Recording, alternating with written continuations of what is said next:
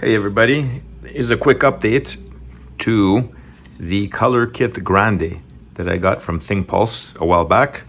We built this thing, I uploaded a bunch of videos showing how to put it together. I'm gonna turn it on. And the great news, there is an update. Gadget OS, a touch-friendly operating system for the Color Kit Grande. So I'm gonna try to get that onto here. There's a couple of methods to do it, an easy way and a little bit of a harder way. Here is the existing weather app. I have not updated this yet.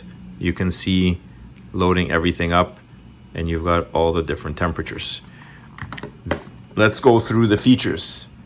So the new the Gadget OS has the weather app. It also has a calculator built in and settings, and I guess you can set up your Wi-Fi in there so you don't have to program it in the source code. And there's some of the information here. You can see you can update it on the fly. Home screen design for touch, weather at the center, and so on. There are two ways to update it.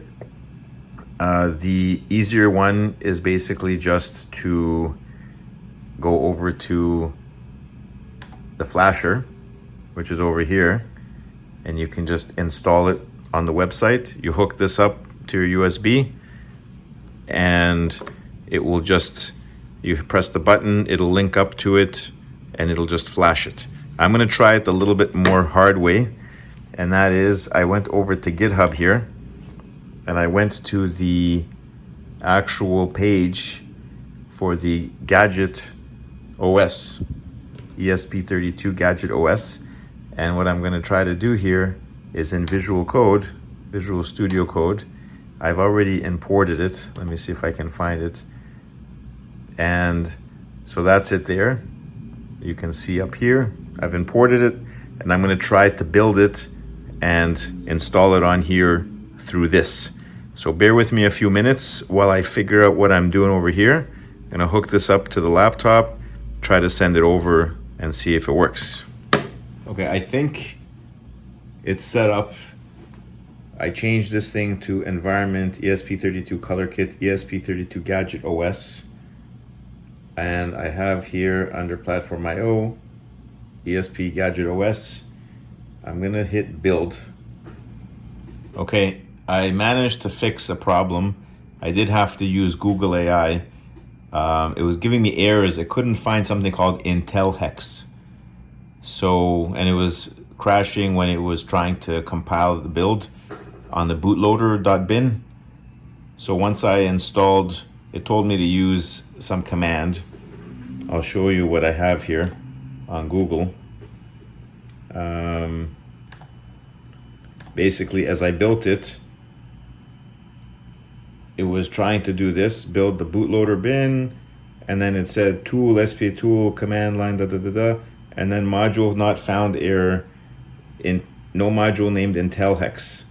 And it complained about this .pio build ESP whatever bootloader bin error. So AI told me to install, so I did this.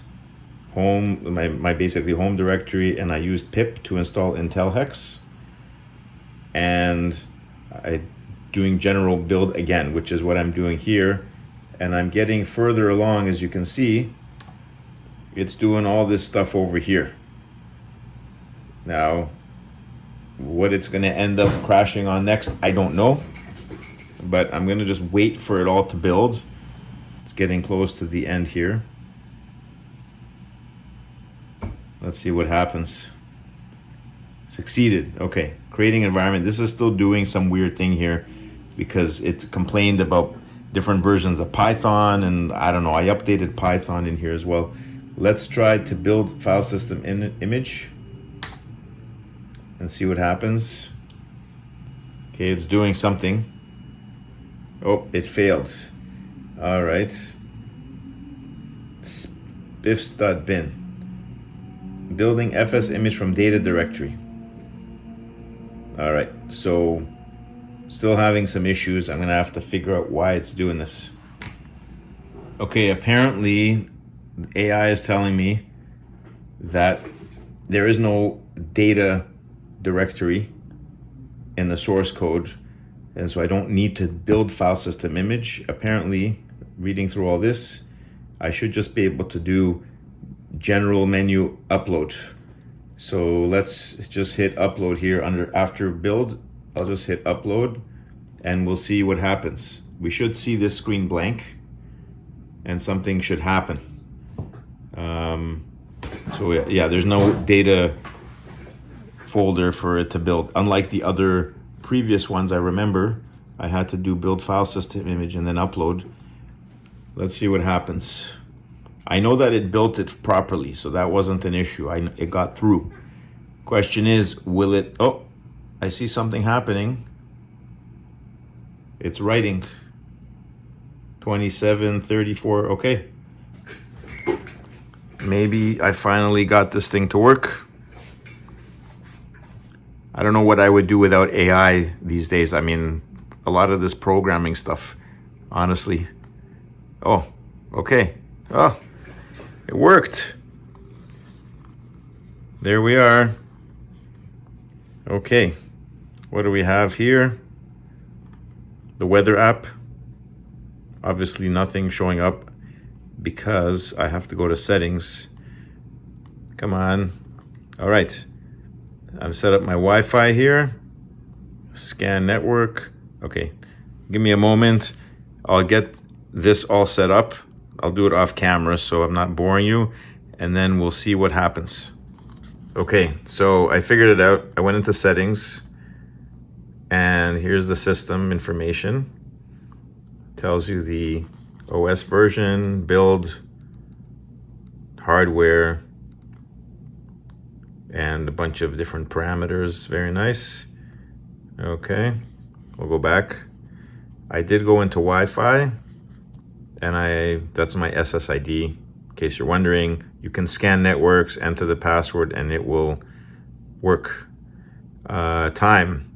You can set the time to different cities, and you can go to save and back. We'll just get out of here. Come on, there. Weather.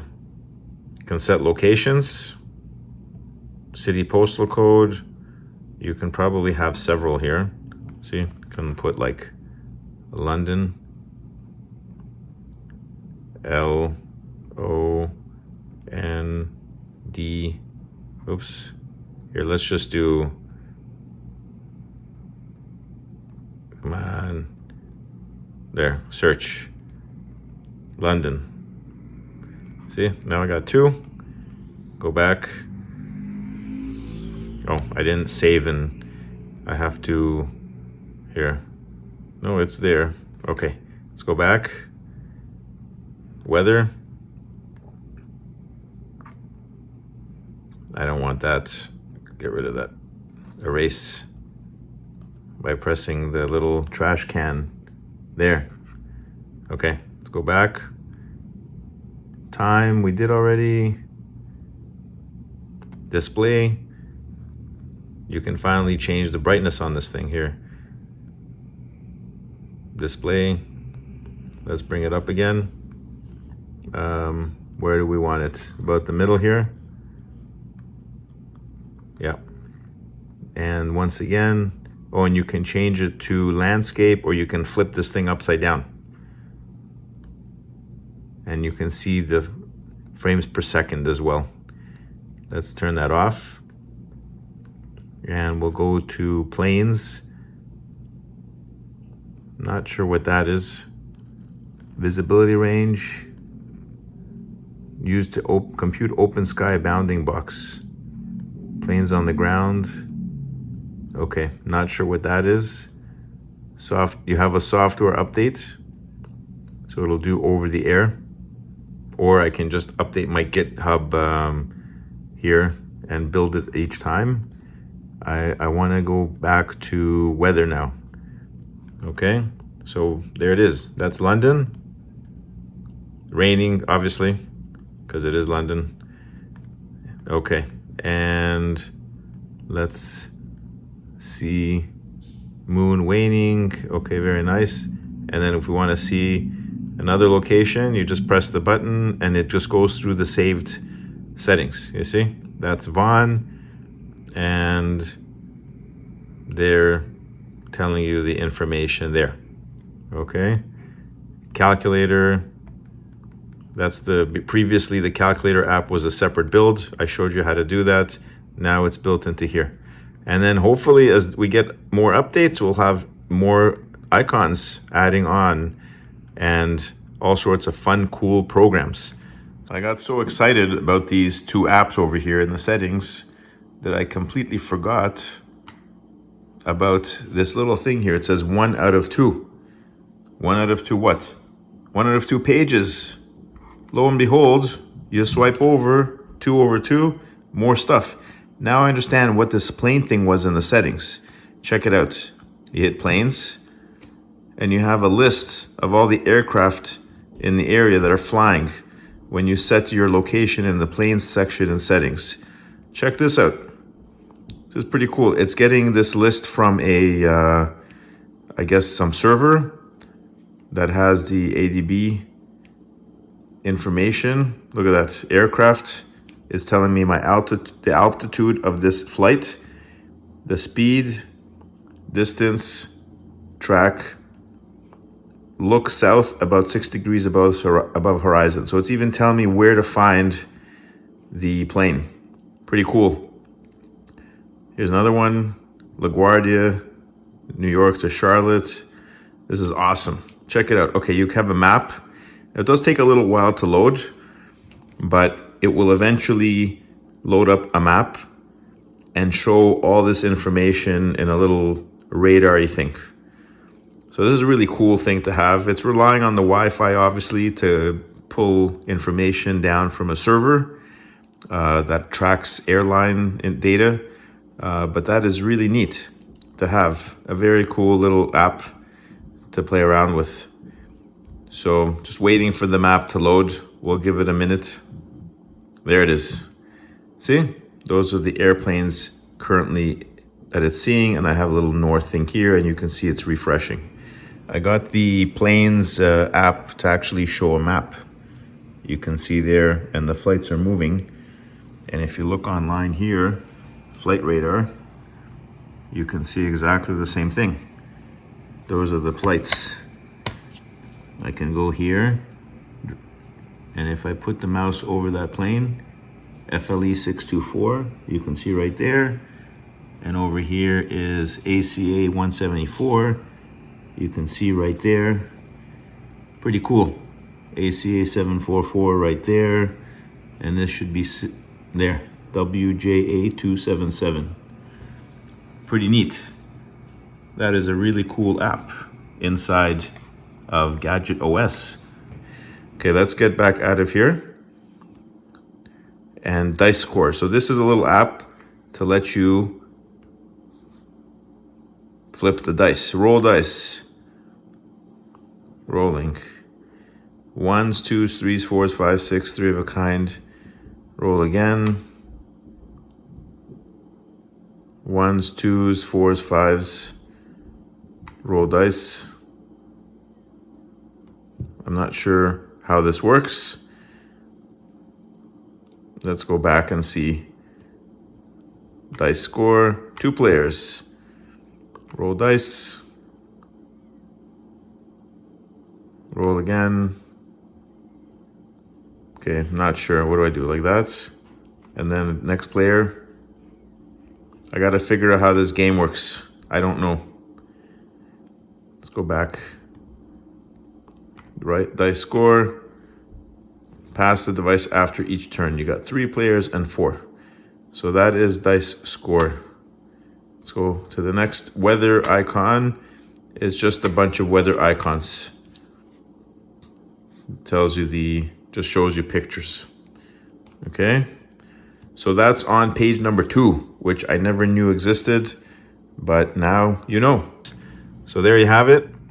That's how to get the build. Now let's see if we can do it the easier way. I'm gonna go in and do it through the web browser. Give me a moment, and because if you don't want to deal with all this, I'll show you how to just upload it through the web browser. 1 second. Okay, so what I've done is I've erased the OS, and what I've done is just put back the test bed, as you can see here. So we're gonna go to the ThingPulse app market and go to Color Kit Grande, which you can see here. And we're gonna go to ESP32 Gadget OS, install. I've hooked it up. I just go over here to connect and install. It'll ask me for the port. It's right there. I hit connect. Go down here and open up the console. It says connecting. Hopefully it will connect and then start to build. I'm not sure exactly what it's doing now. It did turn it off because I don't see anything here. So it must be doing something. I'm gonna leave it here for now and see what happens. Okay, so it turns out I had to close my browser, basically just try to refresh my whole system. I think something was locking up the port. And as you can see here, it finally worked. I went through, I hit connect and install. I picked my port. You can see the thing is blank. It is uploading the firmware here. These are the messages you can see. So it successfully is uploading it. I had my test bed on there before, and it is progressing kind of slowly. It's only at 50%, 53. I guess it's taking its time to upload. I'm assuming that this page has the latest build, so it's gonna be the most recent. I'm gonna have to compare and see how this is to my downloaded GitHub repository, but it's connecting at the moment. It's at 77%, and when it's finished, hopefully in a short moment, we should see this thing boot back up into the OS, the Gadget OS. So we're at 96%, 98, and 100. Okay, let's see what we get. Okay, it's booted, and there we are. We're back in. Okay, so that's basically it. Thank you to everybody at ThingPulse and all the amazing programmers contributing to this project. This Gadget OS is cool. I'm looking forward to more and more updates, and I'm sure there's going to be a whole crew of developers. I'm hoping to also try my luck at making a fractal app to generate like a Mandelbrot set or something, because you can zoom in with the touch and everything. I was hoping to work on that, but time permitting, maybe add it to this platform as well. So it'd be nice to see what kind of ecosystem develops out of this. And you can get a clock, maybe some kind of other cool interface apps here. But there you have it, another update on this amazing kit. If you haven't already, please go ahead and pick one of these guys up. The Color Kit Grande, available on ThingPulse. A pretty cool, awesome kit that you can build yourself, as you've seen in my previous videos, which I'll link down below. And always fun and ever-growing ecosystem. Thanks again for watching, and bye for now.